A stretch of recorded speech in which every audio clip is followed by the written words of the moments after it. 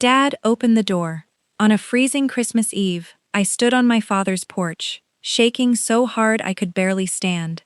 My 1-year-old daughter, soaked and crying against my shoulder. Ryan had brought his mistress home. His mother packed our things, threw us outside, and locked the door. They picked the wrong family. The first thing my father did wasn't ask what happened. He took Lily from my arms, wrapped her inside his old flannel jacket, and carried her straight to the fireplace. "Let's get this little girl warm," he said. No questions, no panic, just those 6 words.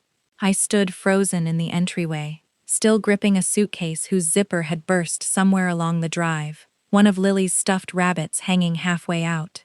Dad laid her on the quilt my mother had sewn years before she passed, warmed a bottle of milk, tested it against his wrist, and fed her himself. Only after she stopped crying did he turn to me. "You're soaked," he said. He opened the hallway closet and pulled out one of my mother's old sweaters. "I washed it last week. Thought you might need it someday."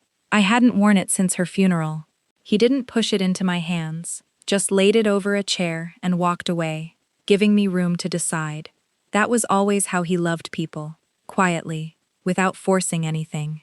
20 minutes later, with Lily asleep by the fire, he set a mug of chamomile tea in front of me, and finally asked, "You ready?" I told him everything. How it started small. Ryan working late, missing dinners, forgetting weekends he'd promised us. How his mother moved in after breaking her hip and never moved out, criticizing everything from how I cooked to how I folded towels, while Ryan stopped defending me and started agreeing with her. How I was working 12-hour days caring for a baby and a bitter old woman, and he'd come home asking why dinner wasn't ready. "Do you regret it?" he asked, meaning the job I'd left to raise Lily. "No," I said. "I regret trusting the wrong person." Then I told him what happened that night.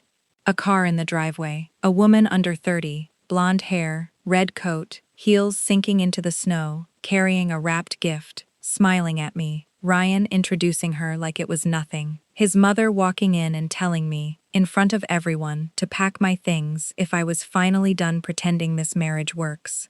And Ryan, looking me dead in the eye, saying the 6 words I'll hear for the rest of my life. "I've already made my choice." In front of Lily. In front of her. Dad didn't curse, didn't slam his fist on anything. He just looked at his sleeping granddaughter, then back at me. "Do you want to save this marriage?" 6 years, a wedding, a baby, every promise rushing through my head at once. And then Lily, trembling in the freezing rain, while Ryan stood inside a warm house. "No," I said. "I don't." Dad nodded. "What do you want?" "I want Lily to grow up somewhere no one can ever throw her out the front door." For the first time that night, he smiled. Not from happiness, but understanding. "Then that's what we're going to protect." Christmas morning, I woke to the smell of coffee and bacon, and for a few seconds forgot where I was. Then I remembered everything. Dad flipped pancakes while Lily banged a spoon against her high chair, utterly unbothered. Children are remarkable that way. They can survive a nightmare if someone makes them feel safe afterward. "Eat first," he said. "There'll be time for hard conversations later." When breakfast ended, he reached into his file cabinet. "I've been expecting this day," he said, and slid a folder across the table. It was the paperwork from 6 years earlier, the day Ryan and I bought our house. I remembered every detail. Ryan too proud to accept help, finally caving after a week of pressure from rising housing costs. I'd always believed Dad simply loaned us the down payment. He had, but that was only part of it. "This is the agreement your husband signed," Dad said. "It says the down payment wasn't a gift. I remained a secured investor until the property was refinanced or sold." My stomach tightened. "There's a clause," he continued. "If the marriage ended because one spouse intentionally abandoned it or committed misconduct that caused its breakdown, my investment gets repaid before any remaining equity is divided." "You planned for us to fail?" "No," he said. "I planned for someone to change. I'm a real estate lawyer of 35 years, Emily. I've watched people promise forever on Saturday and hire lawyers by Monday. I never doubted you. I just couldn't predict someone else's character." Ryan had signed every page. He'd never read any of it. "I feel stupid," I told Dad. "No," he said. "You trusted your husband." That's not stupidity. That's marriage. My phone buzzed. An email from Ryan. A copy of the divorce petition his attorney had already filed. No apology attached. Across town, I'd later learn, Ryan spent that Christmas hosting a full holiday dinner. His new girlfriend sat in my chair, wearing the gold necklace he'd given me for our 3rd anniversary. His mother posted photos online captioned, "Finally our family feels complete," while distant friends asked where Emily and Lily had gone. "Sometimes people leave when they aren't appreciated," his mother told them. The lie spread faster than truth ever could. The following weeks taught me that silence isn't weakness. Sometimes it's discipline. Every instinct told me to fight back, correct every lie Ryan told people, including that I was mentally unstable and had refused counseling. None of it true. He'd never even asked. Each time I wanted to respond, Dad said the same thing. Don't argue with someone who's collecting evidence against himself. I forwarded every text, every email, every voicemail straight to my attorney, and answered none of them myself. I also started rebuilding what I could control. I reopened my old LinkedIn, called a former marketing director who remembered me instantly, and had an interview scheduled within a week. It wasn't glamorous, but it was mine. "I've missed seeing you smile because of work," Dad told me. "I forgot I was good at it," I said. "You didn't forget," he answered. "You were busy loving your family." Ryan, meanwhile, was busy trying to control a narrative that was slipping away from him. His attorney sent a settlement proposal so lopsided it was almost insulting. He'd keep the house, the savings, the retirement accounts, and I'd get a small cash payment and temporary support. Dad didn't even finish the second page. "They're negotiating from confidence," he said. "It means they don't know enough yet." When my attorney called to discuss it, Dad simply asked to speak with her directly. "I think it's time we meet in person," he said. "My office. Friday morning." I hated waiting that Friday.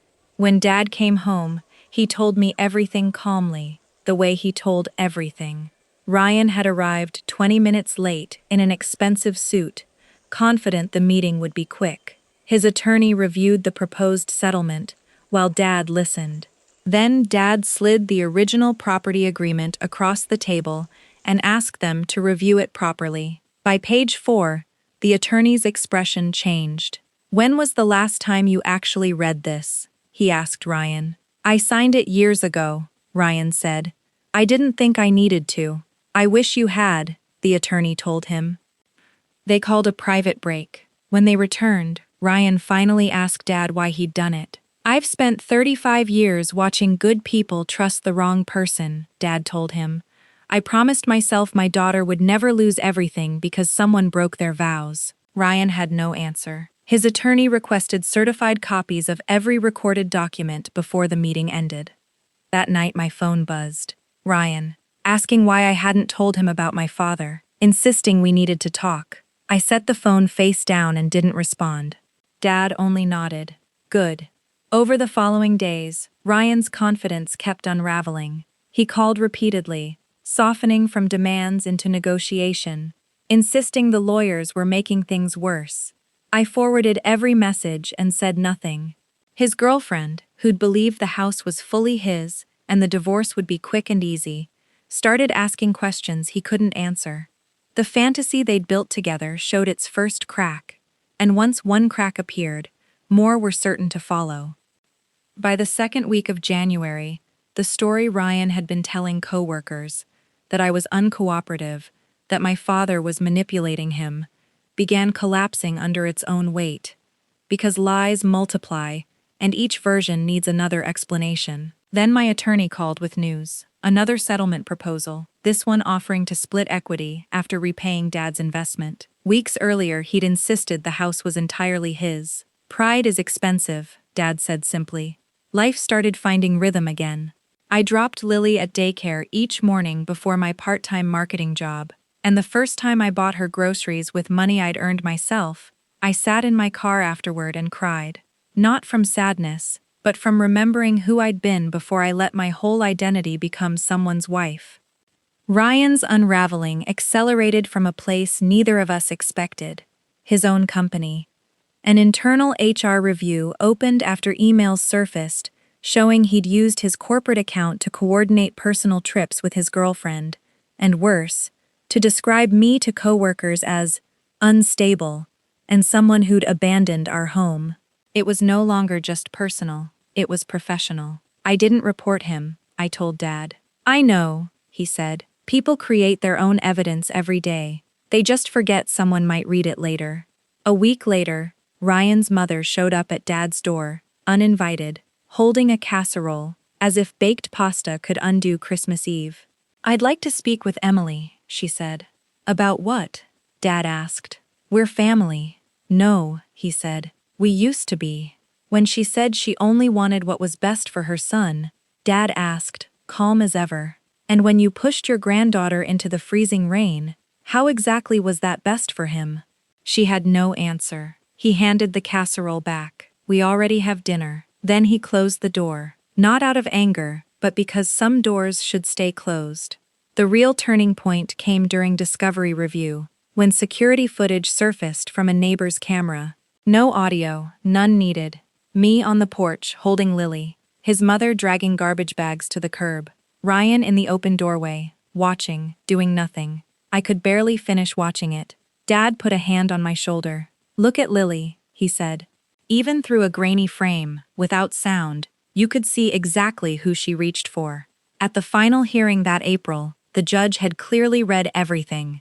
The mortgage documents, the emails, the footage, the testimony. She asked Ryan directly whether he disputed that his 1-year-old daughter had spent part of Christmas Eve outside in the cold, whether he'd been present, whether he'd chosen not to intervene.